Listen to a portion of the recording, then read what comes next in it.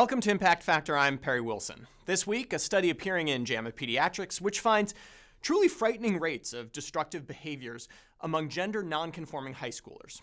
Okay, let's define our terms.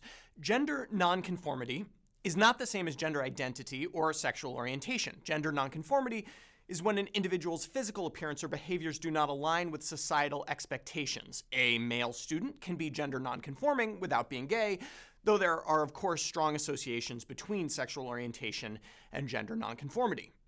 Now, high school is just an incredibly stressful time for all kids, but add in gender nonconformity and what is traditionally a challenging period of life can become life-threatening. Researchers from the CDC used data from the Youth Risk Behavior Survey, which was administered to around 6,000 high school students in 3 school districts in Florida and California. The survey asked the teenagers to describe how other people in their school would describe them, on a scale ranging from very feminine to very masculine. The scale was then used to create a measure of gender nonconformity, feminine male students and masculine female students. 20% of the students reported moderate to high levels of gender nonconformity.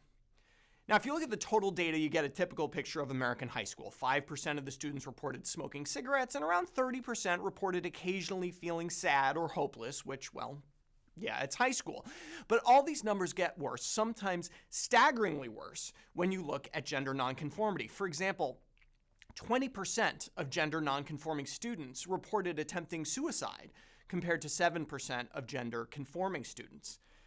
The data is bad for both sexes, but it seems to be worse for males. Even after accounting for sexual orientation, gender nonconforming males were 3 times more likely to have used cocaine, 4 times more likely to have used methamphetamine, and 8 times more likely to have used injection drugs than their gender conforming counterparts. These relationships were not seen in female students, underscoring that masculine traits in female students may be more socially acceptable than feminine traits in male students. Now, some of you may be thinking, is gender conformity a choice? If the students could just be more masculine or more feminine, would it alleviate these problems? I think the important thing to realize is that to these students, conforming to gender norms that don't feel true to who they are is an even worse option than enduring the harassment and bullying that they may face each day. With that in perspective, it should become clear that supporting these students and encouraging their acceptance may bring high school back to what it is supposed to be. Rough, but bearable. For Medscape, I'm Perry Wilson.